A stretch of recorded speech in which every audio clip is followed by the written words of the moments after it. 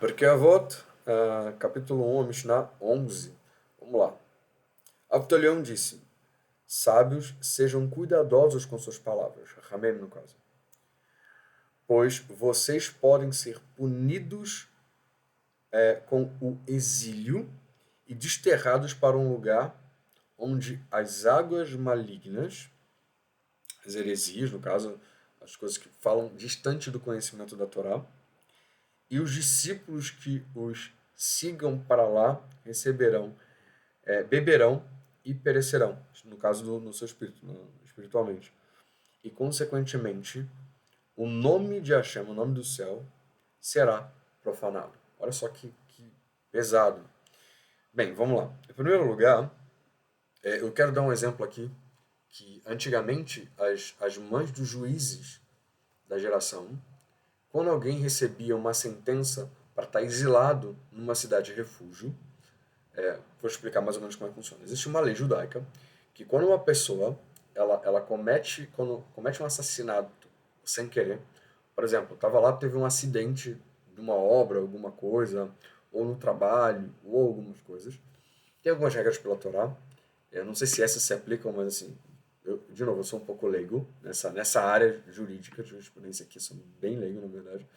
Mas eu acho que é mais ou menos assim. Tá? Se não tiver, depois é só para você entender o conceito geral. Uma pessoa morre, aí sim, isso é fato. Quando a pessoa morreu por conta de uma outra pessoa que matou sem querer, as causas do sem querer, aí é legislação judaica, tem que procurar um rabino que tenha conhecimento mais técnico disso, mas enfim. Mas a pessoa morreu, o outro matou sem querer. A família da pessoa falecida pode ter uma pessoa que vai ser o vingador de sangue. A pessoa que teria permissão dentro de Israel, dentro de uma estrutura que já está com o Beit HaMikdash estabelecido, que está todas as regras direitinho sendo estabelecidas, e tem o juiz, ele tem a permissão, se quiser, de assassinar essa outra pessoa para vingar a morte daquele sangue que matou sem querer, porque não se cuidou, de fato. Só a pessoa não se preparar com segurança, com meios necessários, por exemplo, colocar uma cerca ao redor da casa, da laje, para a pessoa não cair de lá. Então, se a pessoa ela abriu o risco de assumir o risco de poder matar, mesmo que não foi a vontade dela, que foi sem querer, mas ela assumiu o risco de matar, essa pessoa poderia, o vingador do sangue poderia ir lá e matar aquela pessoa, tá? Só que essa pessoa, enquanto estava no exílio, a mãe, a mãe do juiz daquela geração, isso é um costume judaico, olha só que bonito que é também a Torá, então tem essa parte, mas isso também servia para não ficar uma anarquia total em um tempo onde, enfim. Mas olha só que interessante, a mãe do juiz, ela ia na casa da mãe de quem estava exilado para cuidar dessa pessoa e para dar atenção, para ajudar em alguma coisa, não deixar ela passar fome, não deixar ela sofrer, por quê? Porque a reza dessa mãe poderia atingir aquele juiz. E o juiz, ele não só tinha que cuidar da segurança daquela pessoa, isso é interessante também. Quando ele despedia, a pessoa falou assim: ó, agora vai e que eu, juiz, não seja culpado do sangue, do teu sangue. Como assim? É porque aquela pessoa, ela tinha que alertar da segurança, não só da saída do lugar onde ele estava, até chegar na cidade de refúgio. Ou seja, tinha que ter preocupação com a segurança dessa pessoa. Então, assim, é importante a gente entender que esse conceito ele está falando de cuidado com a pessoa que está sofrendo por conta de outra pessoa. E o quanto que a reza é importante, mesmo que aquela pessoa não é culpada, pô, o cara foi, de certa forma, culpado, não se preparou para não correr o risco de acidente de alguém morrer. Ele foi culpado daquela vida, mesmo que indiretamente. Mas mesmo assim, olha só, Hashem ouve o coração de uma mãe. Hashem escuta o coração de uma mãe. Então, sendo assim, havia um cuidado de também proteger essa mãe também. Olha só como é que Hashem, ele é cauteloso com viúvas, com órfãos, com uma mãe que está sofrendo, com as pessoas que estão envolvidas na situação. Ele entende a dor de quem perdeu, entende também a dor de alguém que tipo, fez uma coisa que, embora tenha assim, um certo grau de culpa, não foi a intenção direta, mesmo que tenha assumido um risco. Então, entender todas essas nuances que são seres humanos é importante para a gente entender o quanto que a Hashem cuida de cada uma das pessoas. Vamos chegar aqui de novo. Ó. Sejam cuidadosos com suas palavras, porque vocês podem ser punidos com o exílio. Aí vamos lá, é uma outra coisa. Se caso um discípulo de um dos rabinos, esse é um outro exemplo que eu queria dar para vocês, um discípulo de um rabino for exilado nesse sentido. Não só o, o, o discípulo vai ser exilado, mas toda a comunidade de alunos daquele rabino. O rabino vai ter que ir atrás dele, vai ter que ir para a cidade junto com ele, e todos os alunos também vão ter que ir junto com o rabino. Olha só que interessante. Então, os ensinamentos que alguém dá podem gerar consequências para si. Isso eu falo também em relação aos pais. Quantas vezes o não cuidado da severidade, entre aspas, da importância real. Para muitos pais, a Torá, ela é legalzinha, é bacana. Mas, tipo assim, não é a coisa mais importante do mundo. Eu conversei com um casal uma vez, onde o pai falava o seguinte: eu não sei se é tão importante minha filha ou meu filho casarem com um judeu. Não sei se é tão importante. Se eles casar porque estão apaixonados por outras pessoas. O que a gente tira disso de uma fala dessa? Uma fala dessa é de uma pessoa que a parte física e carnal é muito importante. E não a parte espiritual. Não que a parte espiritual não seja importante, mas para essa pessoa, a parte física é muito mais importante do que a parte espiritual. Eu vou dizer que não é que a parte espiritual é super importante, a parte física não seja. Eu estou dizendo que as duas são intensas.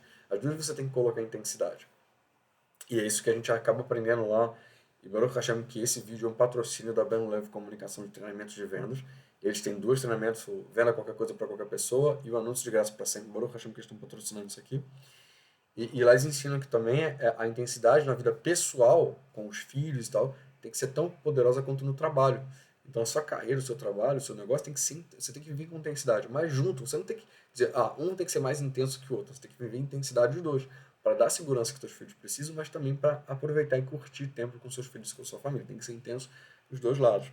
Então assim, quando a gente está falando sobre que um vai ser punido com exílio e o outro também. Então, a importância do que você fala para os seus filhos, eles vão encarar aquilo como importante. Se você diz sempre que casamento é importante, tem um vídeo que eu falo que meus filhos falaram que querem casar com judeus. Ponto, acabou. Não tem uma outra opção. E aí o que acontece? A gente estava conversando, a gente estava na Quinta da Boa Vista, se não me engano, falo em memória, a gente estava passeando, estava andando de pedalinho. Aí o meu filho falou o seguinte: eu vou tratar muito bem a minha esposa. Eu não lembro o contexto, mas ele falou. E aí ele falou assim, eu vou casar com uma mulher judia. Ponto. Não tem assim, eu vou casar com talvez, não. Eu vou casar com uma mulher judia. Então assim, essa coisa não se aprende quando a pessoa tem flexibilidade. Não que eu obrigo, não obrigo. Eu digo, olha, vocês vão casar com uma pessoa judia, porque por causa disso, por causa disso, por causa disso. É importante, vai saber as mesmas coisas que você, vai te ajudar, vai ser uma pessoa que vai ser trabalhada pela Torá sempre, vai estar sempre estudando Torá para sempre evoluindo. Porque não existe outra religião no mundo que trabalhe tanto as midot quanto as ações de mitzvot. Não é só obrigação, mas também a essência de quem se é, no sentido, não no sentido espiritual, mas no sentido do contrato das pessoas também. Então, assim, quando você diz algo para o seu filho, o que você está querendo dizer ali? Que é tudo mais ou menos? Que você pode roubar e tá tudo bem, tá tudo legal? Ou então se você roubar, tá tudo bem, que depois você vai ser só perdoado?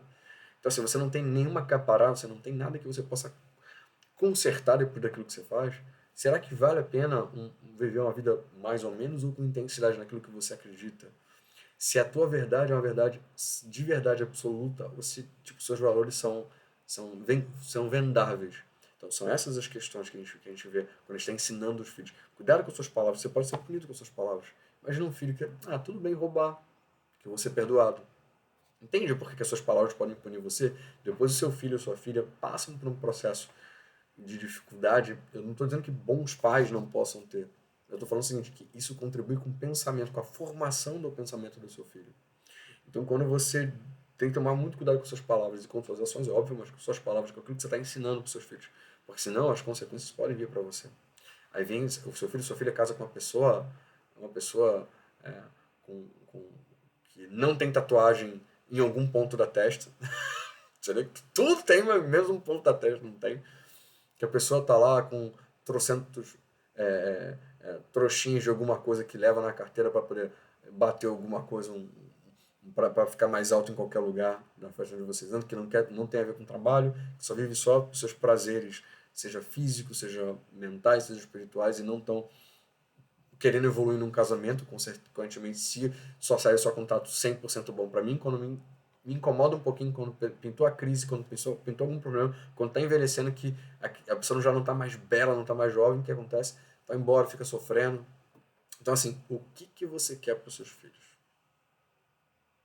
Você quer uma vida de instabilidade emocional ou uma vida de estabilidade emocional?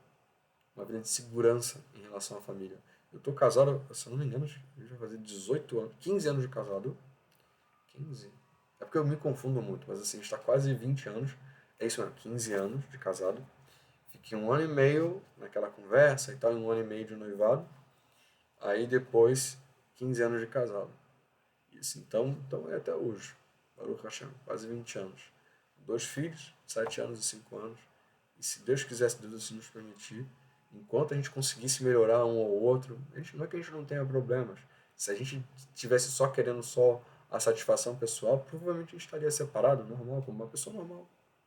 É o normal, né? Só que toda vez que a gente tem um problema, a gente conversa e vê onde a gente pode melhorar. Eu estou sempre assistindo Shurim, a gente está sempre estudando. Isso faz com que a gente queira evoluir para aquele problema não existir. Então não é que a gente é perfeito, não é que a gente tolera os defeitos, não é que a gente está com um processo de melhorar para si e para o outro. Isso é que a Torá faz. Agora, você pode escolher isso para seu filho e para sua filha, ou pode escolher uma pessoa que vai dar dor de cabeça, problema, um pouco de sofrimento na área pessoal, relacionamento pessoal. Porque uma coisa é você nascer com problemático na sua casa, outra coisa é você querer continuar sendo ou não saber como resolver isso. E a Torá, o processo de estudo da Torá constante, faz com que você queira evoluir nesse processo de relação pessoal com as pessoas, especialmente com as pessoas da tua casa, a importância da família. E quando eu estou falando isso, não é tipo que o homem pode ter tudo e a mulher não pode ter nada. Isso é um pensamento secular e até ultrapassado já. Né? Agora, e cada vez mais as pessoas estão despertando, mesmo sem saber para a Torá, onde existe um casamento onde cada um tem o seu papel sim importante, onde cada um tem sua mega importância. E eu vou puxar um pouco o lado das mulheres, que ainda tem importância ainda maior no caso da mulher. Mas assim, se um ou outro não estiver satisfeito com aquilo que recebeu de Deus, com aquilo que tem ali, vai ficar com um disparate muito grande de satisfação e felicidade. Aí nunca vai estar feliz com o casamento, com o relacionamento, ou mesmo consigo mesmo. Isso é importante. Quando você, marido, mulher, cônjuge, possa dizer para sua esposa, seu marido, que a função dele dela é muito importante no relacionamento, não vai haver uma. Deixa eu só desligar um pouquinho aqui por causa do barulho. Tive que fechar a janela por causa do barulho do carro ali. Mas enfim, quando há uma satisfação e felicidade com quem se é, com sua própria missão pessoal, ou com aquilo, o seu papel dentro de uma casa, a pessoa não fica com tá tão difícil, tá tão ruim. A pessoa tem a plena noção da importância que tem dentro de uma casa. Então é muito mais difícil a infelicidade, especialmente no lar. Estou dizendo que momentos de tristeza não possam haver, não estou dizendo que momentos de insatisfação, cansaço não possam existir. Vão existir. Mas no longo prazo, né, vai haver uma satisfação plena, porque é uma valorização. Isso é importante. Vamos lá. E desterrados para um lugar de águas malignas, de heresia. Então, toda vez que você fala uma coisa, uma mágoa, quando você magoa alguém, quando você trata alguém muito mal, a pessoa tem você como referência divina e você é conhecida como uma pessoa que serve a Hashem. Quando você fala uma coisa que vai ferir um coração de alguém, especialmente o coração, mesmo tá certo.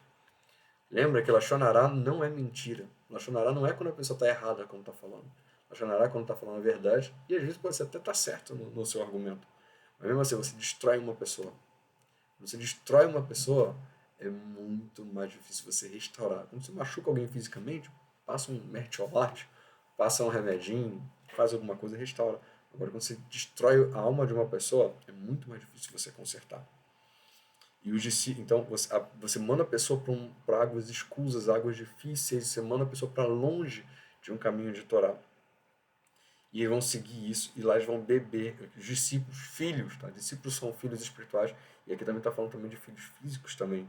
Você pode colocar isso, porque discípulos são filhos espirituais, mas a gente está falando que nossos filhos também ouvem da gente, né? O Shema Israel fala, você vai ensinar eles, andando pelo caminho, deitado ou levantado, eles são seus discípulos. Não é que é uma figura de linguagem. Seus filhos são seus discípulos. Eles aprendem de você. Viverão lá e perecerão espiritualmente. E, consequentemente, O nome do céu vai ser profanado. Imagina, olha, o filho do judeu, o filho da judia, daquelas pessoas que falavam de Deus, que amavam a Deus, olha só o que está fazendo. Aí o nome de Hashem é profanado, um dos piores pecados do mundo. Aí não adianta nada falar Hashem, falar Akadosh Baruch Hu, se com suas ações você não está santificando o nome de Hashem. Então cuidar da família é tão importante quanto cuidar da sua vida espiritual e cuidar das coisas divinas. Fazer a Avodat Hashem. Então assim, muito cuidado com suas palavras. Isso não é uma coisa do Pirkei Avot só, não é uma coisa só do Chafetz Haim, é uma coisa da Torá. Espero que vocês tenham gostado. Não se esqueça, o primeiro link aqui na descrição, da Ben Lev, que ensina, que faz coisas, que faz treinamentos de venda para você vender qualquer coisa para qualquer pessoa 10 vezes mais caro. E também para fazer anúncio de graça para sempre do seu negócio, para atrair mais gente através de redes sociais, através do próprio algoritmo de recomendação. Espero vocês no próximo vídeo dessa sequência. Um abraço, tchau, tchau.